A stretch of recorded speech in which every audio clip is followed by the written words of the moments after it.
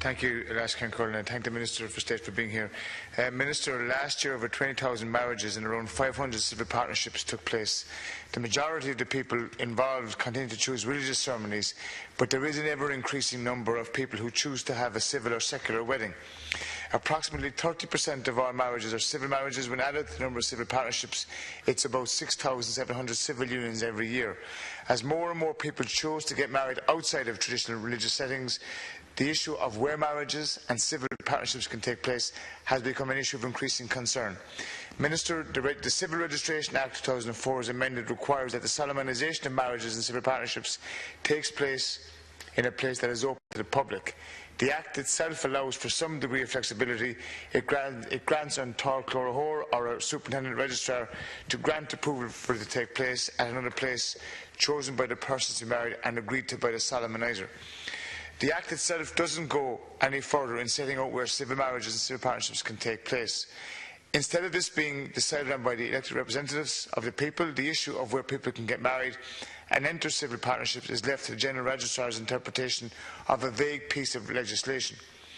The effect of the legislation as currently interpreted and applied is that civil marriages and civil partnerships can only take place in a fixed structure at a place with four walls, a roof that is open to the public, and there is no guidance provided either by the Act or by supporting regulations.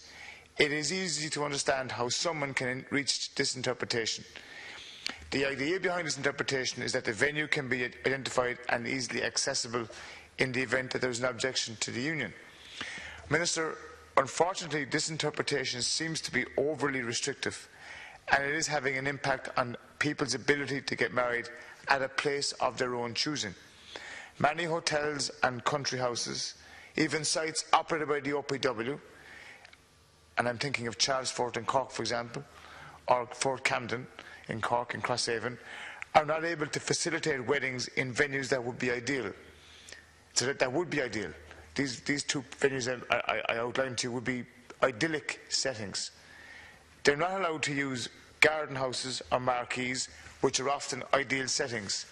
Hotels, Minister, in my own constituency are affected. For example, the Maryborough House Hotel in Cork has a marquee, a superb facility for weddings, but the weddings can only take place in one room in the hotel.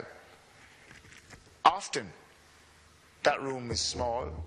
It might be ill-suited to the needs of the people, the couples getting married or civil partnered. And I would make the point, surely we could have regulations in place that allow for weddings to take place at an identifiable and publicly accessible place within a hotel complex or an OPW site, not restricted to one room. The requirement of having marriages and civil partnerships in a place that is identifiable and accessible to the public can be accommodated by a less restrictive interpretation. It happens in our neighbouring jurisdiction.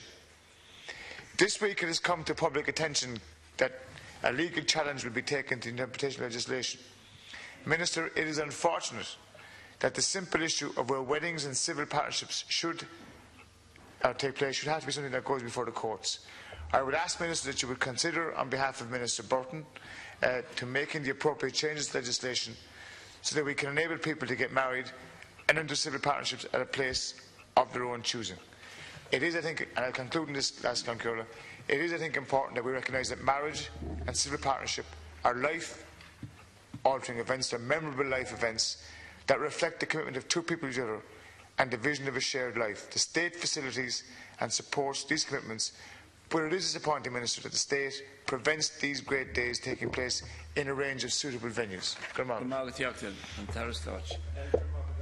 I take this on behalf of the Minister for Social Protection, who is unfortunately unable to be here at this time. The notification and registration of civil marriages are governed by Part 6 of the Civil Registration Act 2004. The notification and registration of civil partnerships are governed by Part 7A of that Act. This Act provides that a civil marriage can be solemnised and a civil partnership registered in a registrar's office or some other venue than is approved by a registrar. If a couple wish to get married or register a civil partnership in a venue other than the registrar's office, they should contact the registrar for the district the venue is located in to arrange to have the venue approved. This may involve the registrar inspecting the venue. There is an additional fee for a civil ceremony held in a venue other than a registrar's office. Guidelines for the selection of a venue are that only venues that allow unrestricted public access without charge will be considered. The venue in which the ceremony room is situated, and this is the point I think you were making, Deputy, must conform to all the requirements of any venue open to the public in respect of planning permission, certificate of fire safety, public liability insurance, and must meet all relevant health and safety requirements. The ceremony room must be accessible to all, particularly people with disabilities.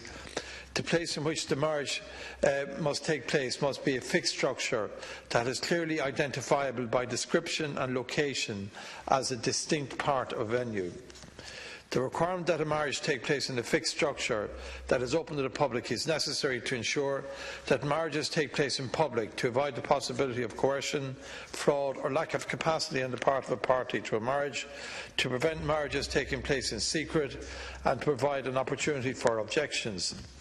This requirement precludes marriages in the open air, a tent, a marquee or other temporary structures or a private dwelling.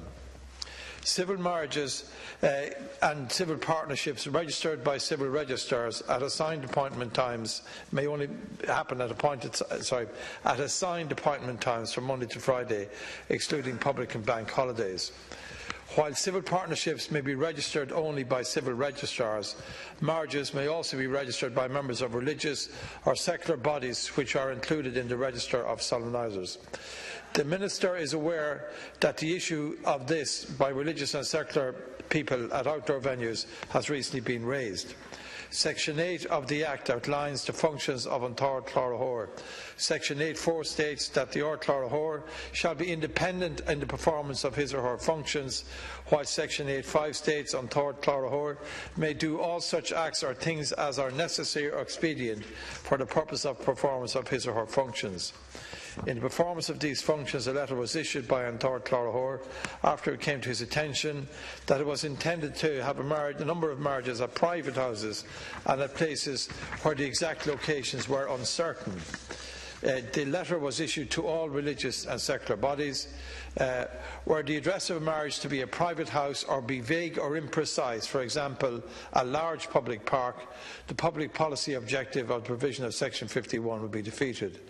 The Minister for Social Protection is currently seeking clarification with the Attorney-General on the question of where marriages can be legally done under the provision of Civil Registration Act 2004. This advice should be received shortly, and on the basis of this advice, the next steps can be determined. Deputy Buttimer, another 2 minutes for support. Thank you, Lascon. Minister, thank you for your reply, and I welcome that the clarification is being sought by the Attorney-General. But the current interpretation of where marriages and civil partnerships can take place, I believe, is excessively restrictive. If we look to the United Kingdom or to the north of our country, we can see that effectively they have the same requirements, but they facilitate ceremonies at many suitable venues that are not restricted to a permanent structure with 4 walls and a roof. I think, Minister, it is possible to make small changes which will allow people a wider choice of venue. Even a small amendment to allow for a statutory instrument to deal with this issue would be a significant step in the right direction. I would ask that Minister Burton would look at this. Another problem that people are having in trying to arrange marriages and civil partnerships lies in the fact that across the country there is a shortage of registrars who can perform these ceremonies. And there is an increasing number of solemnisers from secular groups available, but the number of civil registrars available is causing great difficulty. Because of these shortages, for example, it is not possible to arrange ceremonies for Saturdays. From a financial point of view, from a state perspective, Minister, this makes very little sense because the fees and expenses charged for civil marriages and civil partnership more than covers the cost to the state, and it would suit many couples, and I would suggest it would suit everyone if we could facilitate the demand that there is for this on a Saturday. And in conclusion, I would hope, Minister, that we can look at these issues and explore the possibilities of changes so that we can facilitate people getting married and entering civil partnerships on days and venues of their own choosing. And finally, I think the first paragraph and the second page of the reply, I don't think if you have an open-air wedding in Fort Camden or in Carlingford Lough that people are going to object, or they won't be given an opportunity to object. So I think we can overcome the obstacle if we really want, and I would hope that there will be that will to do so. And 2 minutes to conclude. These views and make sure that they're brought to the attention of the Minister. And could I add, if there's other information you may be able to supply, particularly in terms of other jurisdictions where these issues, as you said, have been dealt with clearly and effectively, I think that should also be helpful.